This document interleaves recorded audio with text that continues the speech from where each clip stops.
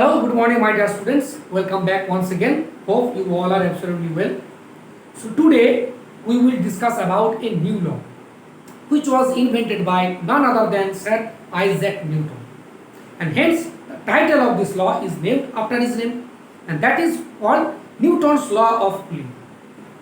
In fact, while cooling a heated body in air, Newton invented this law. So what does this law state? This law clearly states that the rate of heat loss of a heated body means the rate of cooling, because the heat loss is nothing but cooling. Both are same. So the rate of heat loss or rate of cooling of a heated body is directly proportional to the temperature differences between the body and the surroundings. Very clear? Very clear and easy statement. So it means if the temperature difference between the body and the surroundings is higher, then the rate of heat loss or the rate of cooling of the body is also higher. It means the body will gets cooled very faster. It won't take so much time.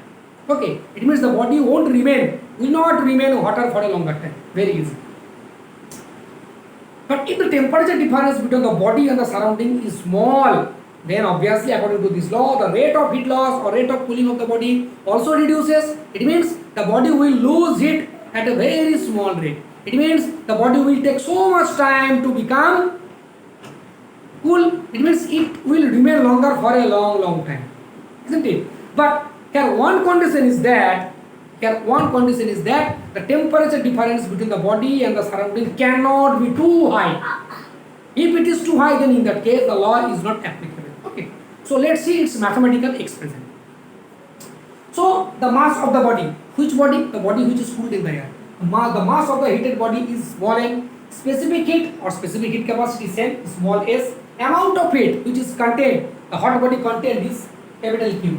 Temperature of the body is theta and temperature of the surroundings is theta 0. Here we have used the symbol theta for temperature because here you can see the rate of cooling means that is time, which will indicate time. So that's why we have used the symbol for temperature is theta. So now the rate of heat loss or the rate of cooling according to Newton's law of cooling is very easy. Rate of heat loss means dq dt is directly proportional to temperature difference, that is body and the surroundings. It is needless to say that the body is at a higher temperature than that of the surroundings. So that's why theta is greater than theta 0. Now you can see there is a negative sign in this law. So what does this imply? This negative sign clearly indicates that we all know if any heated body or hot body is exposed in air, slowly and gradually with time it will lose heat, it will get cooled. So it means with the time the temperature differences reduces. It means the body is getting cooled. Again we know that total amount of heat is equal to mST, where in case of T is theta, mass into specific heat capacity into temperature differences. So the rate of heat loss, that is dq dt, is equal to ms d theta dt. Since m and s both are constant, so we can write dq dt is equal to d theta dt. Rate of cooling is rate of cooling of the body, that is rate of heat loss is the rate of temperature, that is rate of cooling, both are same, isn't it? The temperature, the rate of heat loss is the rate of reduce of the temperature, both are same, isn't it? So according to this we can write dq dt is directly proportional to theta minus theta 0, whereas dq dt is directly proportional to d theta dt. So geometrically we can write d theta dt is directly proportional to minus theta 0. It is the rate of decrease of temperature, isn't it? So d theta dt is equal to minus c theta minus theta 0, because to remove any proportional sign always we need a constant of proportion. So that is c is equal to constant. Okay. Now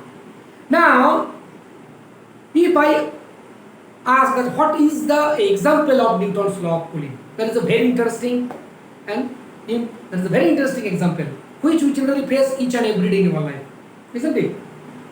Now suppose if we take 2 cups of hot teas or coffee, clear? Now in 1 cup, if immediately after pouring coffee or tea, if we mix in 1 cup, okay, suppose we have mixed in 1 cup, after pouring coffee or tea, immediately we mix milk.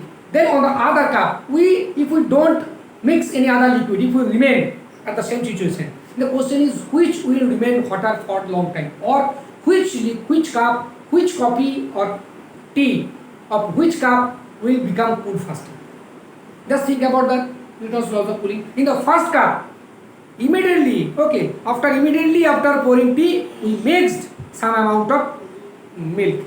So it means initially it was hot. Initially the cup, the coffee or the teas in the both cups were equally hot. But in the first cup we mixed some milk. It means temperature differences reduces between the hot, isn't it? Initially was hot, but its temperature reduces. So it means the temperature difference between the hot tea or the coffee of the first cup and the surroundings reduces. So it means the rate of heat loss will also be less.